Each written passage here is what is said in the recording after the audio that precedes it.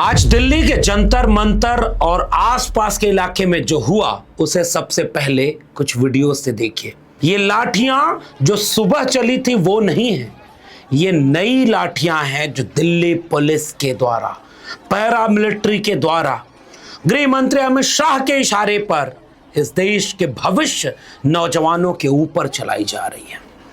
और इन लाठियों से किस तरह से जो युवा हैं वो पीड़ित हो रहे हैं, इन लाठियों को चलते हुए जब आप देख रहे हो तो एक दृश्य याद करिएगा कि इसी देश में भारतीय जनता पार्टी ने धर्म के नाम पर जब राजनीति की तो नफरत के काम में जो युवा लगते थे उनको लाठी नहीं चलती थी।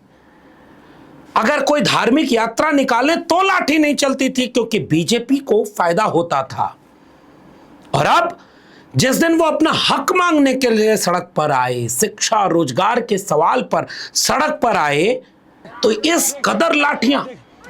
अब जरा एक दो लाठी चार्ज को मैं कायदे से दिखाना चाहता हूं। जरा देखिए कि ये लाठी जो चल रही है किस गुनाह में, किस पाप और अपराध में चल रही है। और जो लाठी मार रहे हैं वे कोई खुन्नस उतार रहे हैं या उनको ऊपर से इस तरह का आदेश हुआ है कि मारो।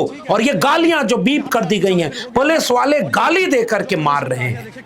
यह है नया भारत। इन लाठियों से पूरा देश अब आंदोलित हो सकता है और इन लाठियों का हिसाब भी होना चाहिए। और बातें करेंगे सरकार पर जवाबदेही सुनिश्चित करने की, लेकिन जरा एक दो युवाओं को मैं सुनाना चाहता हूं जो अपनी पीड़ा बता रहे हैं कि उनके ऊपर लाठी जब चली उसके बाद वो क्या महसूस कर रहे हैं। नरेंद्र मोदी और अमित शाह तक इन नौजवानों की आवाज जानी चाहिए।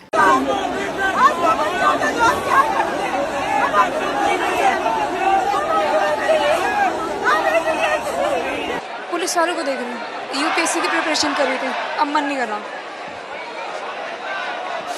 पुलिस ऐसी होती है, पुलिस हमारे लिए होती है कि जिससे जो हमारी दिक्कतें सुनने के लिए होती है कि किस लिए होती है।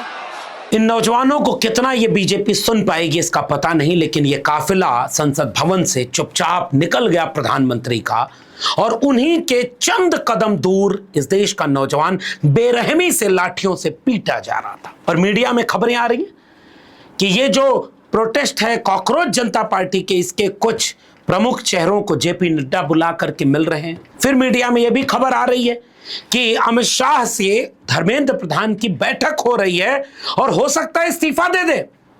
लेकिन अब ये क्या धर्मेंद्र प्रधान के इस्तीफे तक मामला रुक जाएगा? वो जो शिक्षा व्यवस्था में बर्बादी हुई, स्कूल कॉलेज विश्वविद्यालयों की बर्बादी हुई, पेपर लीक हुआ, अब लड़ाई वहां तक ले जानी चाहिए। अगर धर्मेंद्र प्रधान का, जब मैं वीडियो शूट कर रहा हूं तब तक इस्तीफा नहीं हुआ है, अगर इस दबाव में इस्तीफा हो भी जाए तो क्या बदलेगा उससे? एक चीज होगी कि जिस राजनाथ सिंह ने सरकार के लिए कहा था कि ये एनडीए सरकार, यहां इस्तीफे नहीं होते, उस अहंकार, उस गुरूर और उस तानाशाही रवैये की हार होगी। ये एक बड़ा दिन होगा। मैंने इसमें मंत्रियों के त्यागपत्र नहीं होते हैं भैया, वो यूपीए गवर्नमेंट नहीं है, एनडीए गवर्नमेंट है। दूसरा कि बाकी लोग डरेंगे कि यहां फिर युवा सड़क पर उतर सकते हैं। लेकिन अब इस लड़ाई को शिक्षा के बड़े आंदोलन तक, नई शिक्षा नीति की बहसों तक, पेपर लीक की बहसों तक, इस देश के नौजवानों के भविष्य को, पेपर नहीं हो रहा है, 69,000 शिक्षक भर्ती घोटाला हुआ, उसका क्या होगा? पेपर लीक हो जा रहे हैं सीबीएसई तक के, और उसके बाद क्या होगा? अब यह आंदोलन लगता है उस दिशा में जा रहा है। और उसके साथ ही यह बड़ा दृश्य है, देखिए कई सांसदों ने, समाजवादी पार्टी के सांसदों ने सबसे ज्यादा हिम्मत दिखाई। अखिलेश यादव ने जो बयान दिया, हमारे सांसदों को बिठा लिया थाने में और पीटा जा रहा है छात्रों को सड़क पर। हमारे सांसद थाने में बैठे हुए हैं और बाहर बच्चों की पिटाई करी जा रही है। ये कौन सी सरकार है? ये कौन सी सरकार है जो सबका साथ सबके विकास की बात कर रही है? आप बच्चों की सुनना नहीं चाहते। सरकार है कि अहंकार है आपके अंदर? ये अहंकार बोल रहा है। अगर सरकार होती तो सुनती, बच्चों की बात सुनती। और नीट एग्जामिनेशन अगर हुआ है और उसमें अगर ये धांधली हुई है तो उसका जिम्मेदार कौन है? क्रेडिबिलिटी किसकी है? किसको ये तैयारी करनी थी? आप विश्व गुरु बनना चाहते हैं, दुनिया में आप कह रहे हैं अमृत काल है, लेकिन आपके मंत्री आप नहीं हटा पा रहे हैं। और बाद में जब डिंपल यादव की अगुवाई में दर्जनों सांसद पहले तो वो बैरिकेटिंग से बढ़कर आगे जाना चाह रहे, तो देखिए कैसे रोका गया। उसके बाद वो किसी तरह जब आगे बढ़ते हैं, पार्लियामेंट स्ट्रीट थाने में उनको ले जाया गया, उनको अंदर ले जाया गया, आप सड़क पर मत चलो, क्योंकि वो संसद भवन से ही मार्च करते हुए निकल गए हाथ में तख्तियां लेकर कि यह आंदोलन इस देश के युवाओं का है। ये दृश्य देखिए, ये तख्तियां लेकर जब वो जंतर मंतर की तरफ जा रहे थे तो बैरिकेटिंग लगा के रोका गया और फिर पुलिस से बहस हुई। सुनिए।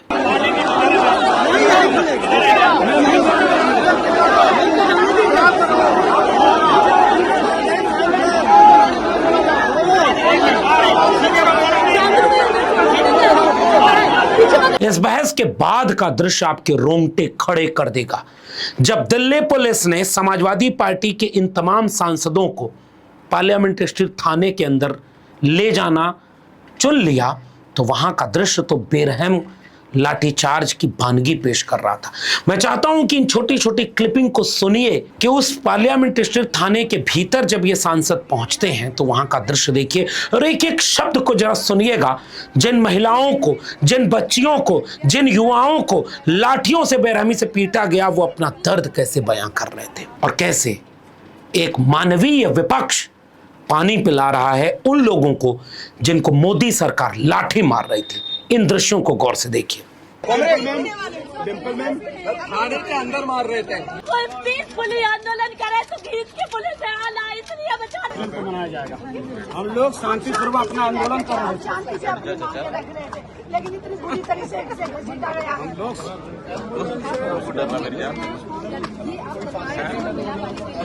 मैं बच्चे को छाती पे डंडा मारा, छाती पे लाठी मारी है बच्चे को, से मार रहे हैं। मैम आपके आने पर हमें पानी मिला है, नहीं तो इससे पहले टैप वाटर मिल रहा था हमें, अभी और इन तमाम दृश्यों को देखने के बाद आप पाएंगे आम आदमी पार्टी के संजय सिंह हो या चंद्रशेखर आजाद, टीएमसी के कुछ सांसद हों या और कई सांसद, वो सड़क पर नजर आ रहे हैं और नजर आ रहा है युवाओं का वो गुस्सा। जब मैं ये वीडियो शूट कर रहा हूं तो कई दृश्य ऐसे आ रहे हैं। ये जो लाठी चार्ज पुलिस का बल, इसके साथ साथ कुछ दृश्य ऐसे आए कि ऐसा न हो कि ये युवा संसद में घुस जाएं। तो मॉक ड्रिल के नाम पर देखिए कैसे बंदूक तानते हुए सिपाहियों को, अग्निशमन के कर्मचारियों को और अंदर खड़े विशेष सुरक्षा दल के लोगों को दौड़ा करके रिहर्सल करवाया जा रहा था, गोया ये बाहर के किसी देश का हमला हो गया। इस देश के नौजवानों को आप क्या समझते हैं? आपने उनसे अब तक संवाद नहीं किया, इंतजार करते रहे कि वो लाखों की तादाद में दिल्ली पहुंच जाएं, तब आपने सुना। इस तस्वीर को गौर से देखिए और जेपी नड्डा से एक सवाल पूछिएगा कि जेपी नड्डा, आपको पहले क्यों नहीं पता था कि यह आंदोलन इतना बड़ा हो सकता है? आप पहले मान लेते। आपने 2 दर्जन युवाओं की जान चली गई और आपने मीटिंग करना उन मुनासिब नहीं समझा, और लाखों नौजवान अब यहां आ गए। एक तरफ आप पिटवा रहे हो सड़क पर और एक तरफ मीटिंग करवा रहे हो। अमित शाह धर्मेंद्र प्रधान से मीटिंग कर रहे हैं। अब तुम्हारा इस्तीफा हो भी जाए तो अब ये लड़ाई मुझे नहीं लगता कि रुक पाएगी, क्योंकि जब मैंने ये वीडियो शूट किया तो देखा कि अब तक मेरे रिसर्च के मुताबिक दिल्ली के जंतर मंतर के अलावा दर्जनों जगहों पर, कहीं मेट्रो के सामने धरने पर बैठ गए नौजवान, कहीं दिल्ली से बहुत दूर हुजूम उमड़ पड़ा है और पूरे देश में युवा सड़क पर आ गए। एक कप कॉकरोच जनता पार्टी का आंदोलन नहीं, इस देश के नौजवानों का शिक्षा का आंदोलन हो गया, रोजगार का आंदोलन हो गया है। और इसीलिए मुझे लग रहा है कि अब नरेंद्र मोदी की सरकार को अब कायदे से इसका जवाब देना पड़ेगा। हर दौर में तानाशाह को लगता है कि वो इतना ताकतवर है, उसे कोई दबा नहीं सकता, झुका नहीं सकता। हर दौर के तानाशाह को यह लगता है कि वो इस देश के युवाओं को नफरत के एजेंडे में रखे रहेगा और वो असली सवालों को कभी नहीं पहचान पाएंगे।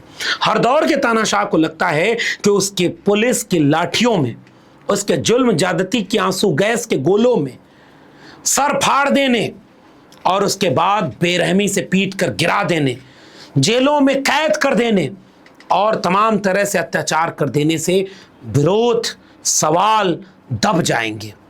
मैं बहुत खुश हूं इस बात को देखकर कि जिस तरह के आंदोलन को लेकर हम लोग कई साल से काम कर रहे थे, आज इस देश का नौजवान समझ गया कि उसे क्या चाहिए। उसे हाथ में कलम और किताब चाहिए और उसके हुनर के मुताबिक उसको काम चाहिए। इसलिए नरेंद्र मोदी और अमित शाह, आपके अहंकार को कैसे इस देश के नौजवानों ने तोड़ा, जिनकी हड्डियों को आपकी पुलिस ने तोड़ा है। अभी आने वाले इस वक्त में और क्या बदलाव होगा, इन तमाम बातों के साथ फिर मिलेंगे। और नजर रखिए, मैं जाते जाते अपील करना चाहता हूं, हमला चाहे जैसा भी हो, आंदोलनकारियों खुद से वादा करो कि हाथ आपका नहीं उठेगा।